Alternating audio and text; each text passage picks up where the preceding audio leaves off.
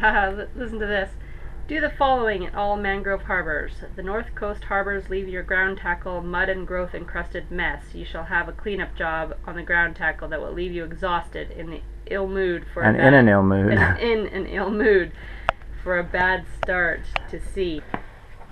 Alright, well, we're sitting here trying to figure out what to do. We're in Luperon, which is here on the chart, and we have to go along and along and along here and all the way to Puerto Rico, which is almost 48 hours, except the weather window is very small, and after our last crossing we are not excited about a small weather window. Anyway, so we're trying to write down all the hours. Map out our weather. So you want to know wave conditions. height and you want to know wind speed. Here, pull it up so we can show them where we have to get around. So this is going to be 24 hours to get ourselves in to here. To around here.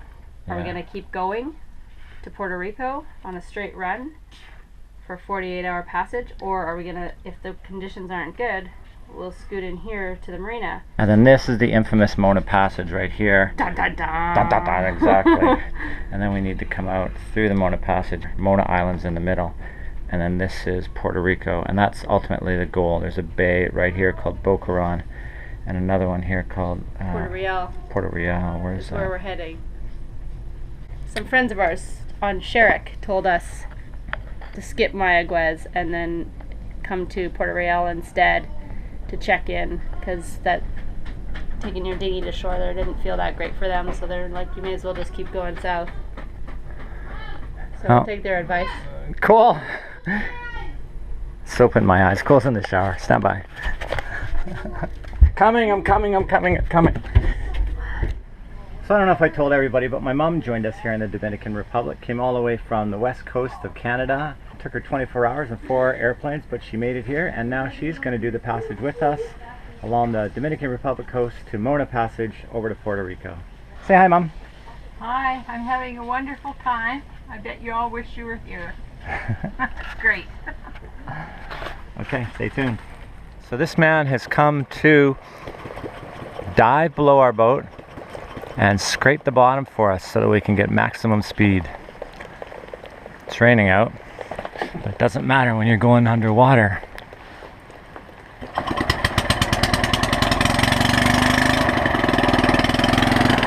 So he's going to scrape all our hulls. We're a 42-foot catamaran.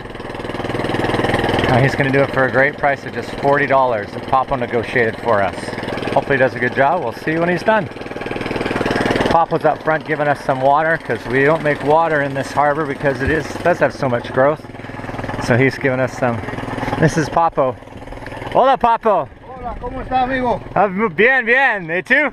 Muy bien, excellent. I'm going to put you on YouTube and tell everybody how great a guy you are. Thank you so much. You're the man when you come to Luperon. Thank you, I appreciate. You trust Papo to do the job right. How many water are you giving us today? I'm doing the testing. I don't know how many you need. Yeah, well, we probably only need maybe 10, but we'll see how it goes. No problem. Okay. So we have a water maker on board, but Yeah, no good. no, not in the. Oh, mucha contaminación. Yeah, see, it'll contaminate the filters. It's the water's too brackish in Luperon Harbor to make water with the water maker. So that's where Papa comes in handy. And for scraping bottoms. 50 pesos a bottle, delivered and put into your tank. It's a great deal. Right now it's 45 pesos to the dollar, US dollar. Not the Canadian dollar, but the US dollar.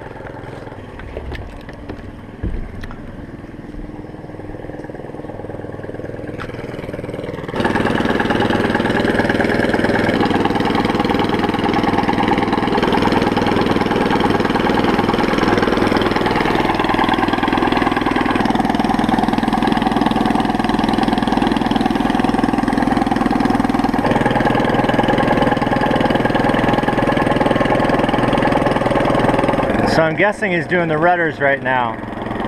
Rudders and the propellers, that's probably what he's working on. Just doing some last minute provisioning before we head off to Puerto Rico here in Luperon. And I wanted to show you the grocery store, one of them anyway. It's yeah, some fresh produce and get some eggs and the veg. Storekeeper. Hola. And yeah, not what we're used to, but they got everything you need. Eggplant, fresh pineapple, limes, potatoes. 40 de ahí. Gracias.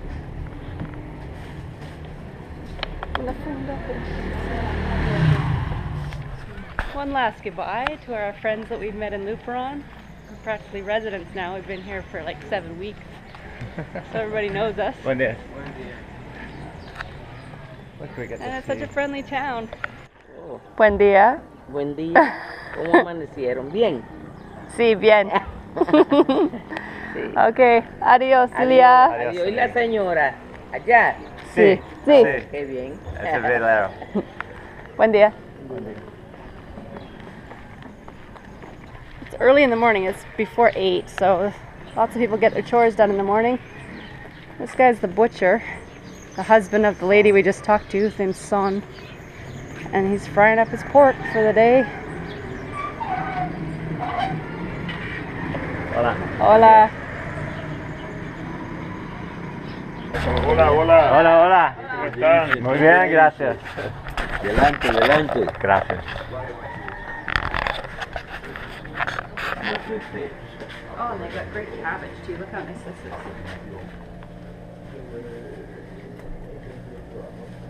Yeah. Straight off the truck from Constanza. Yeah. And some tomatoes. I'm gonna miss these tomatoes. They sure are. So fresh. Aren't they? So tasty. No GMOs here, baby. Wait, 29. See. So we're trying to get our dispatcho to clear out.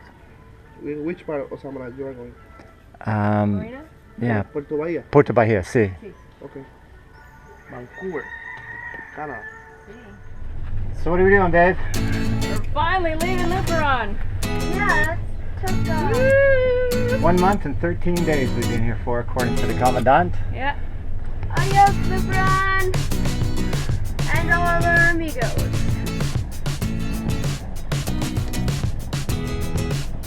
There's the open ocean on our way to Puerto Rico.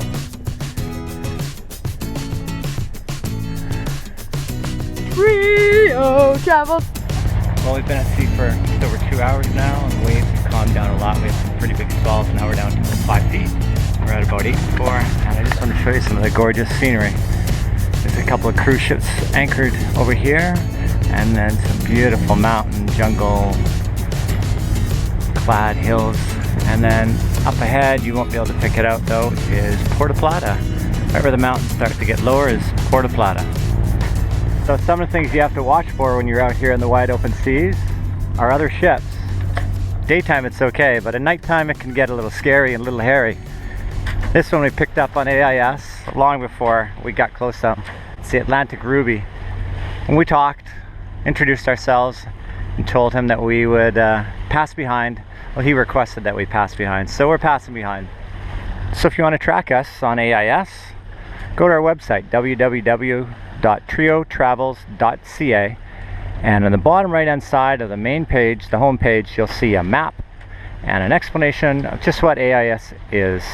If you click on the map, it'll take you to marine traffic, and you'll be able to follow us into whatever port and whatever ocean we are, and you can even sign up to get an email that'll notify you each time we arrive in a new port. It's kind of fun. Hey everybody, here's an update on our crossing. Just to give you a rough idea, we're on a 250-mile course to Puerto Rico, which is, if I scroll out, which is down here, we're still on the Dominican Republic. This is called the Samana Peninsula, and down on this point is Punta Cana. Luperon is back here somewhere. It's midnight, just after 12. The seas aren't very comfortable, but they're not terrible. They're just not doing us any favors, considering we only have 5 to 6 knots of wind. So our speed's slow. We're doing 5.3, 5.4 over ground of knots per hour. Show you the sails one more time.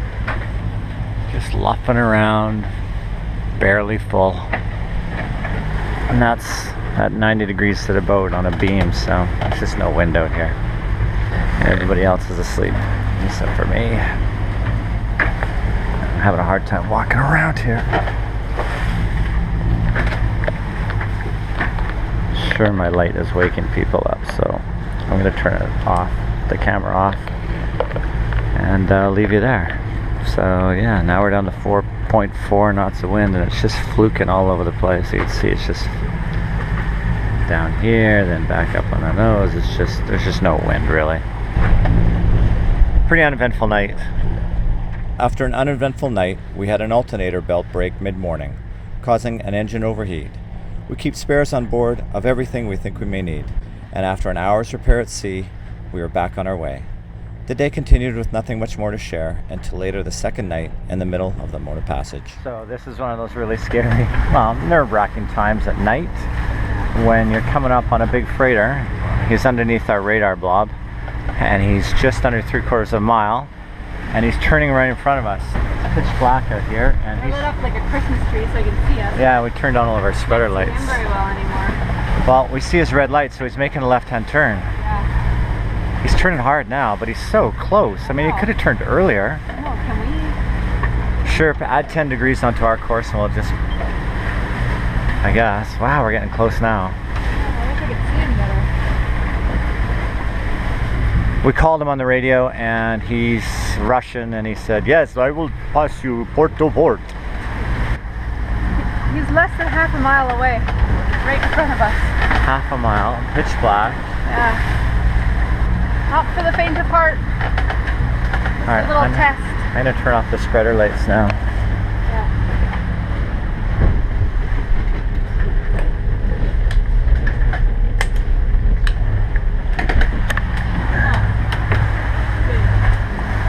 Now you can pick him up because he's so close.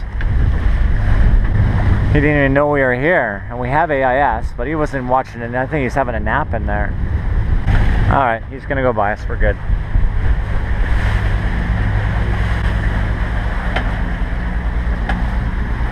It looks like he's right on top of us as far as the chart plotter goes. If we touch on him here, it gives us all the details on his boat. AIS, the Palanga Spirit, and his length is 325, he's 49 feet wide, and he's 14 feet, and he's going 10 knots. It's going up to Brunswick, Georgia. Oh, he's heading for Georgia. How about that? And we have the engine and the sail reefed because there's supposed to be squalls walking through us tonight. For a little added excitement. So we just want to be safe. Got the radar on, so we'll pick the squalls up as they come at us, and we'll try and avoid them. Grandma and Cole are just chilling out there.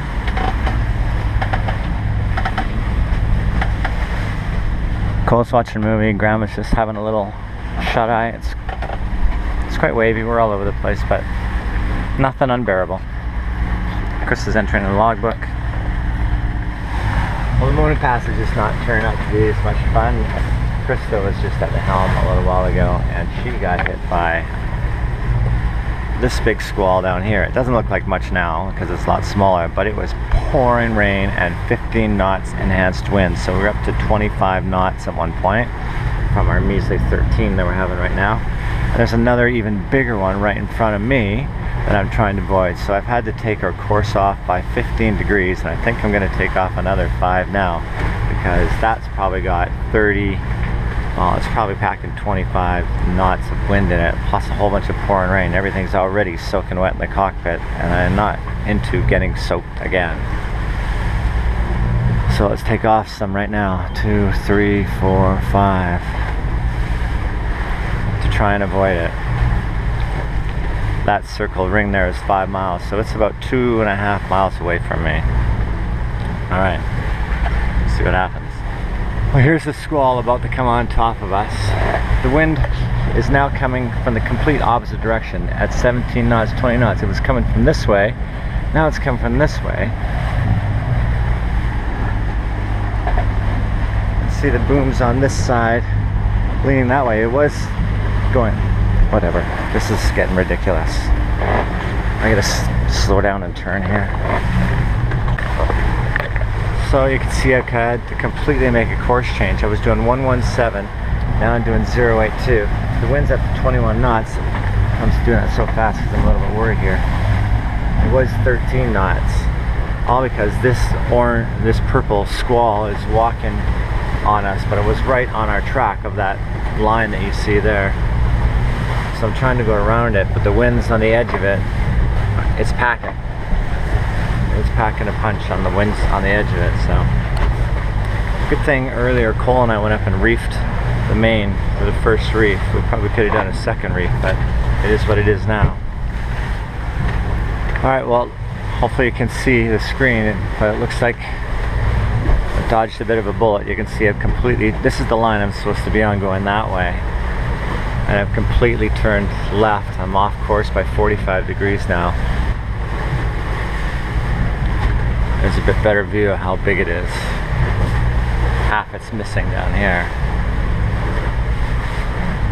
So it's adding some time onto the trip, but there's no way I could have gone through that. I think it would have been just way too nasty. And the wind has shifted completely from one side to the other side. I can't turn back onto course yet because the squall is just camped right out there on top of my line.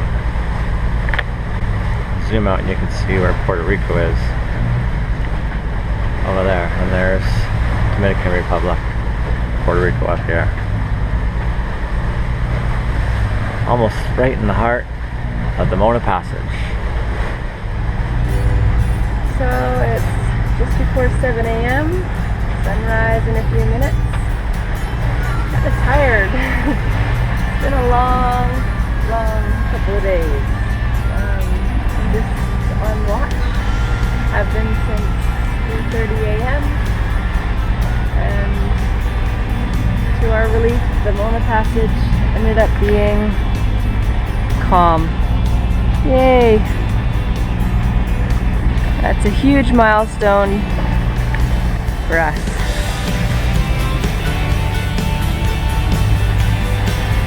Puerto Rico, land ho, my friends. Here comes the sun. So we should be putting our anchor down in another couple hours, and then we can rest. Well, that's it for this episode. Don't forget to subscribe, and we'll see you next time on Trio.